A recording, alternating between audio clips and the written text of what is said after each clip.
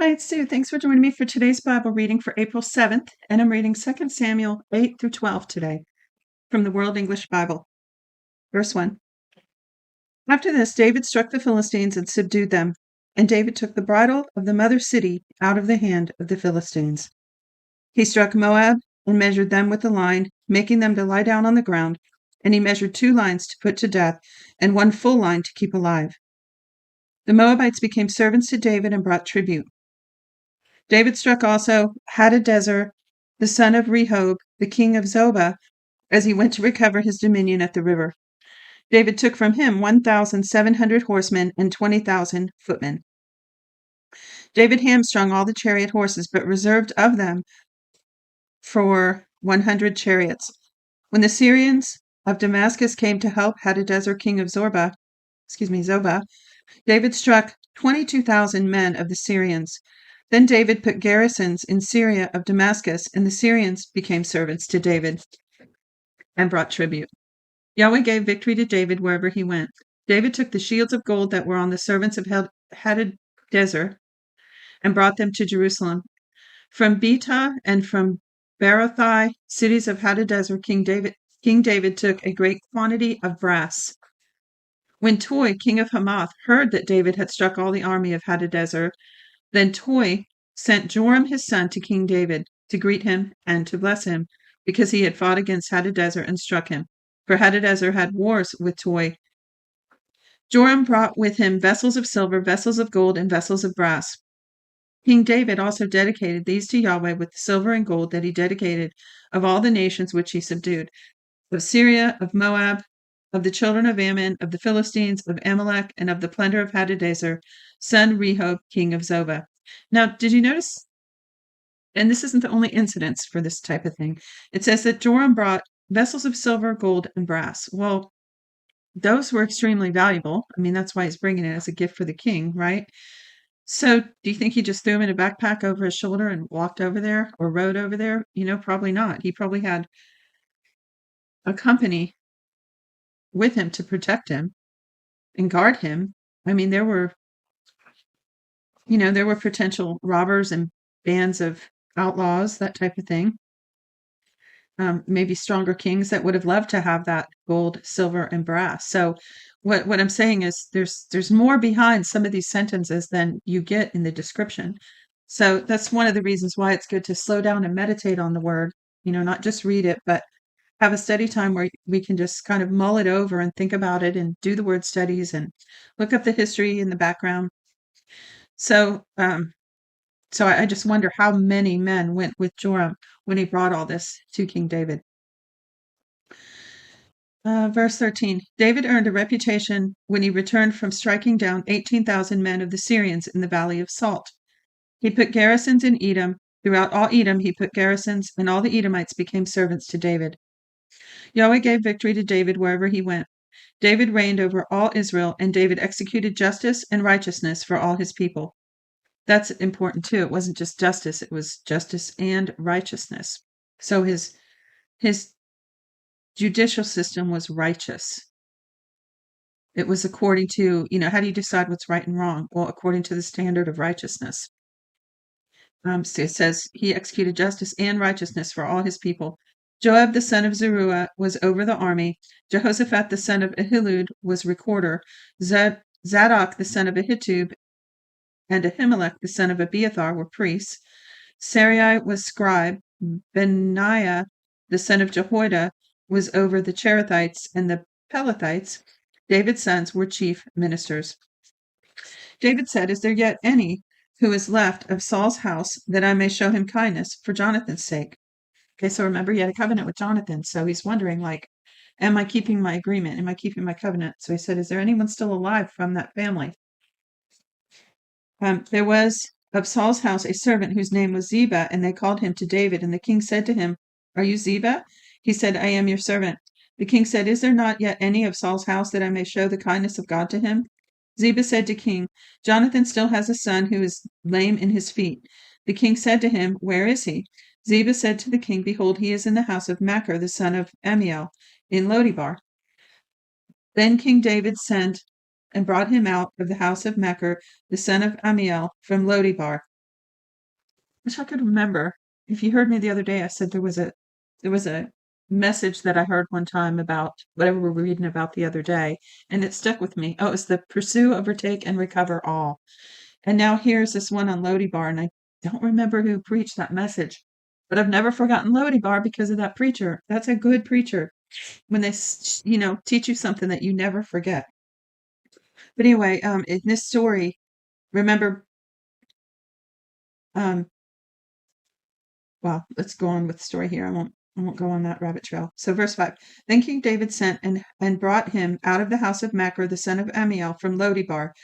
Mephibosheth, the son of Jonathan, the son of Saul, came to David and fell on his face and showed respect. Now remember, Mephibosheth survived when his nanny, I believe it was, hid him when there was an attack on the household and all of them were killed, but he escaped. So he was the only son that escaped. And when she was running to hide him, she fell and he was hurt, and that's how he became lame.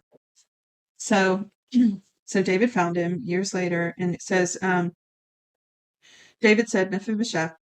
He answered, Behold your servant. David said to him, Don't be afraid of him, for I will surely show you kindness for Jonathan your father's sake, and will restore to you the land of Saul your father. You will eat bread at my table continually. He bowed down and said, What is your servant that you should look at such a dead dog as I am? Then the king called Ziba, Saul's servant, and said to him, All that belonged to Saul and to all his house I have given to your master's son. Till the land for him, you and your sons and your servants. Bring in the harvest that your master's son may have bread to eat. But Mephibosheth, your master's son, will always eat bread at my table. Now Ziba had 15 sons and 20 servants. Then Ziba said to the king, According to all that my lord the king commands his servant, so your servant will do. So Mephibosheth ate at the king's table like one of the king's sons. Mephibosheth had a young son whose name was Micah. All that lived in Ziba's house were servants to Mephibosheth. So Mephibosheth lived in Jerusalem, for he ate continually at the king's table. He was lame in both his feet. So there you go. He gave him a retirement plan out of the blue. He recollected his inheritance from his father Saul. Chapter 10. After this, the king of the children of Ammon died, and Hanun his son reigned in his place. David said, I will show kindness to Hanun the son of Nahash, as his father showed kindness to me. So David sent by his servants to comfort him concerning his father. David's servants came to the land of the children of Ammon, but the princes of the children of Ammon said to Hanun their lord, Do you think that David honors your father in that he has sent comforters to you? Hasn't David sent his servants to you in search of the city to spy it out and overthrow it? Don't you get bugged by suspicious people who don't trust anyone? Have you ever had your motives questioned and be falsely accused when you're just trying to be nice and people think you have these ulterior motives? Has that ever happened to you?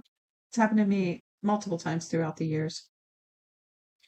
Um, so that's what they're doing. They're casting suspicion on David's motives, listening to a demon in their ear is what they're doing. So he said, So Hanun took David's servants, shaved off half of their beards, cut their garments in the middle, even to the buttocks, and sent them away. When they told David this, he sent to meet them, for the men were greatly ashamed. The king said, Wait at Jericho until your beards have grown, and then return.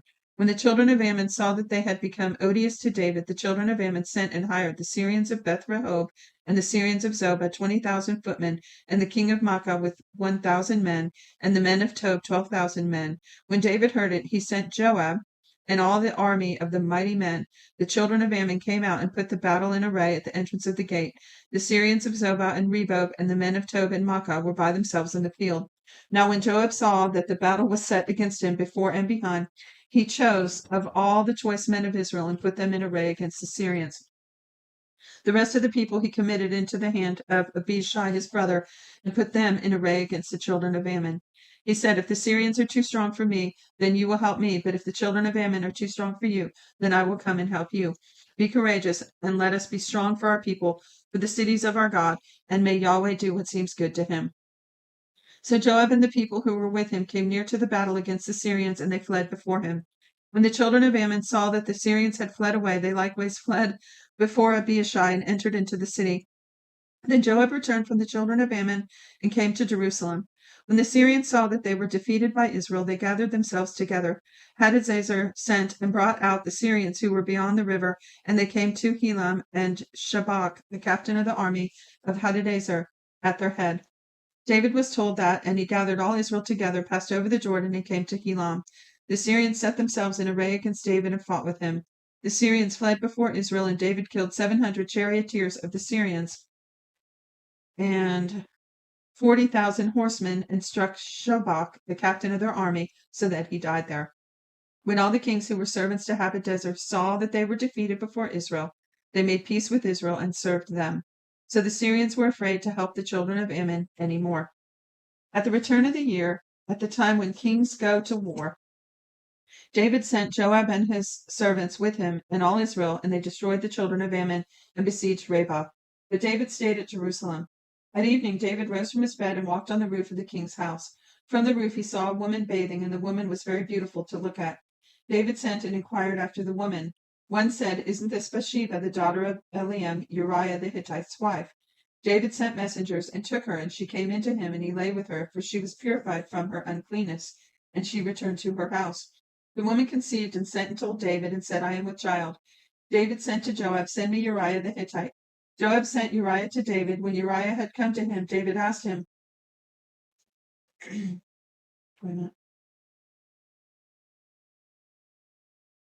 David asked him how Joab did, and how people fared, and how the war prospered. David said to Uriah, "Go down to your house and wash your feet."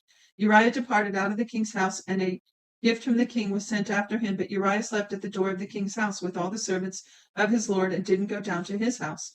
When they had told David, saying, "Uriah didn't go down to his house," David said to Uriah, "Haven't you come from a journey? Why didn't you go to your house?" Uriah said to David, "The ark, Israel, and Judah are staying in tents, and my lord Joab and the servants of my lord are encamped in an open field. Shall I then go into my house to eat and to drink and to lie with my wife? As you live, and as your soul lives, I will not do this thing."